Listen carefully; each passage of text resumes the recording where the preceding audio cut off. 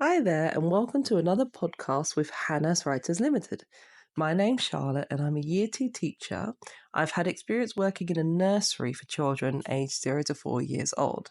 And if you haven't heard any of my podcasts before, then check them out on Hanaz Writers YouTube and Spotify channels. So, in today's podcast, I'm going to be talking about if scribbling or doodling is good for you and to help you with your handwriting. Scribbling and doodling. So let's say you're at a meeting. There's someone presenting their findings to you on a PowerPoint. They're talking about something and it's an important thing, and they're presenting their evidence and findings using their slides. We've got words and images up there. Sitting down on a chair and you see a notebook, you brought your notepad, your pen or your pencil, and you put them in front of you on the table. As the person's presenting and you're listening, you pick up the pen or pencil and you just begin to start drawing things onto the empty piece of paper in front of you. And you got your head down and you're scribbling away or you're doodling and drawing along. And it might seem that, hey, you're not actually paying attention to the presenter. They might get annoyed seeing that your head's down. They might be annoyed that you're drawing in your note. But what they don't know is that you are still listening to them and you're still listening to what they're saying.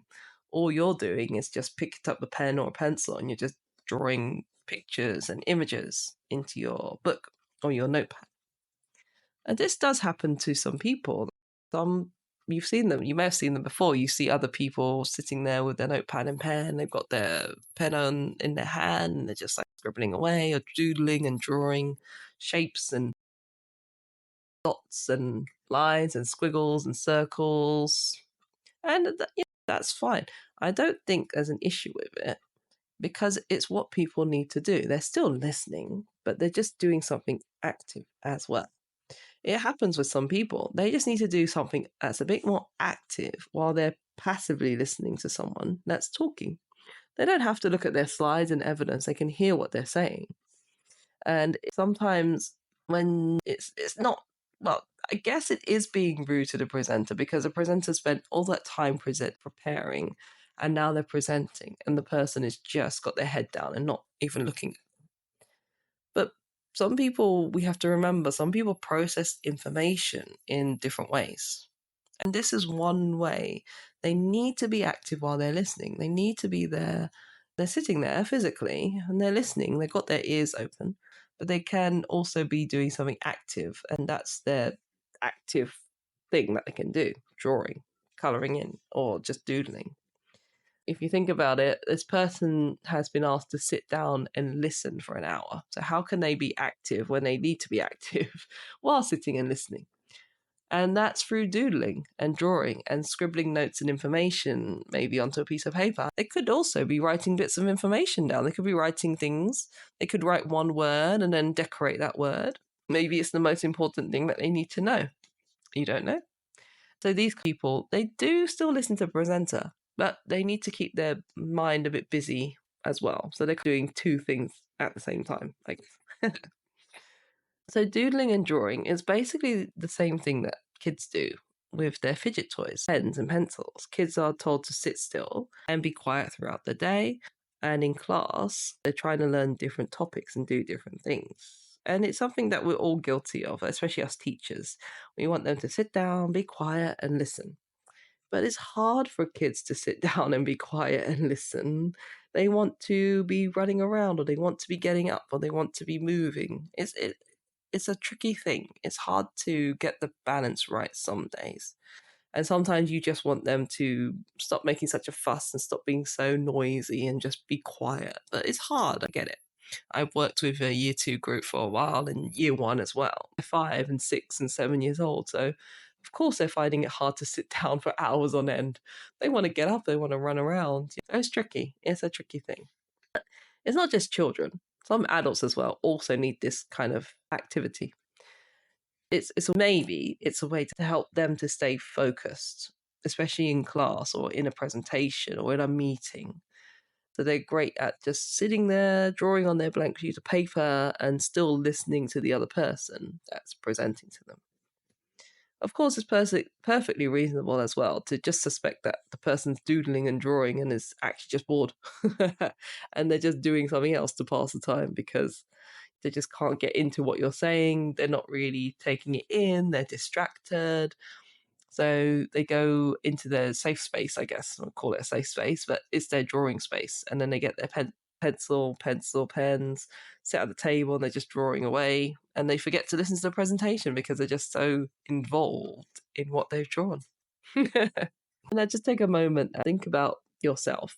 And how do you deal with presentations? Imagine you're sitting there at the table. The person who's prepared this presentation is giving their all at the front. They're talking about everything. They're showing you the slides, talking about things, highlighting words. How are you behaving during the presentation? Are you sitting there looking intently at everything, watching the person who's speaking?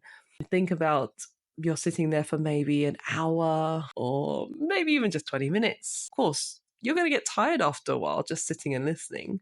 There's going to be some points where you're just like, I'm not getting it, or I don't understand what he's saying or she's saying. And your mind does wander. You start thinking about, oh, I wonder what I'm going to have for lunch later because maybe your stomach's rumbling. Oh, I wonder if my husband is at home looking after the kids, or something random will just pop up. Oh, I have to go to the gym later. I wonder what I'll do later at the gym. Maybe I'll go and do some squats and then I do a boxing fitness regime. It's a normal thing. We're human. That's what happens. You can try and listen as much as you can, but your mind will just randomly think thoughts, which is okay. A human, that's what we do. But going back to the presentation and you're imagining you're sitting there, are you then going to be the person who picks up their pen or pencil and you have your notebook in front of you and then you just start doodling away, just drawing little squares, triangles and dots in the corner, then adding in the lines, the zigzags and then the dots and then the circles, and then you add some more, just make it a little bit bigger, so on. Even though you're drawing, you're still listening to what's happening, unless you completely switched off and you're not even listening at all anymore. You're just focused on what you're drawing and you're focused on this activity. So the big question that I wanted to ask was whether doodling and scribbling is good for you and your handwriting. So for me, I personally believe that actually it is a good thing. Because when you're scribbling or you're doodling or you're drawing or you're writing quick notes, this still helps you with your control of using a mark making tool. You're using your fingers, you're drawing, you're using your mind to think about what to draw, you're being creative, and then you're putting your pen to paper and you're forming these lovely marks. You're taking care, you're drawing in shapes a certain way, certain size, you're drawing certain things. You're decorating it with certain embellishments, and you're creating a piece of artwork, really. Sometimes you look at people's doodles and you say, wow, that's an amazing piece of artwork. And the person who did it may not even think it's special. They'll just be like, oh, no, I was just doodling. It's not anything.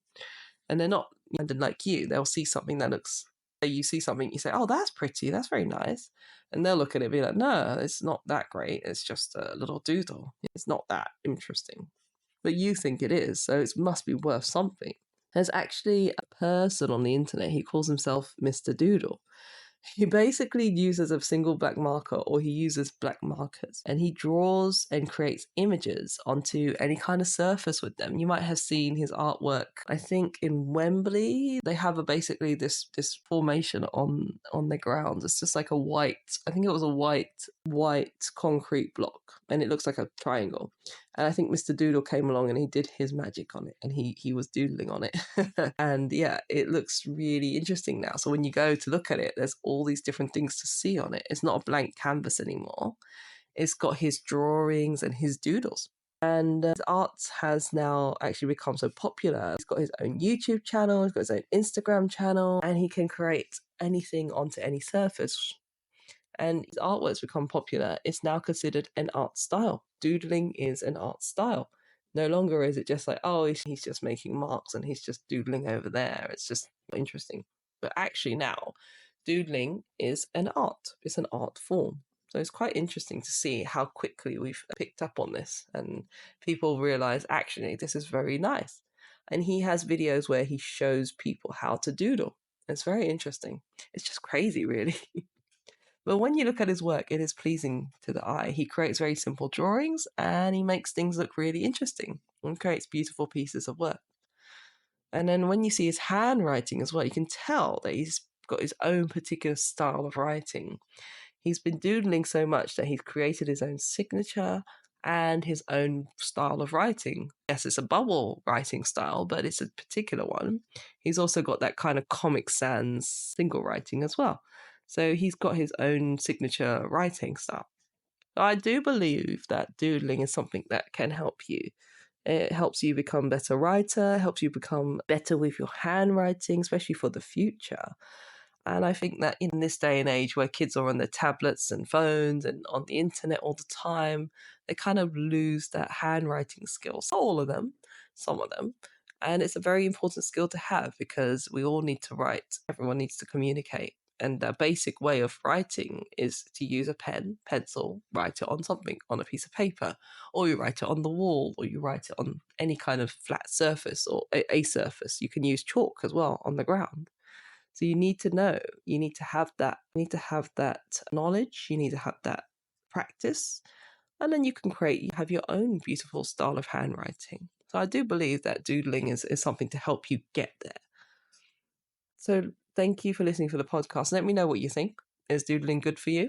Is it going to help you with your handwriting, or is it just a waste of time? What do you think? Leave your comments down below. And if you've enjoyed this podcast and you'd like to subscribe, then click the subscribe button below. And if you want to hear more from Hanaz Writers, then you can choose from the many different podcasts that we have available and subscribe to their YouTube and Spotify channels. So follow them there. You can follow them on Instagram as well. They've also got a Facebook and Twitter page, and their handle is @hanaz.writers. So thank you very much for listening, and until next time, bye.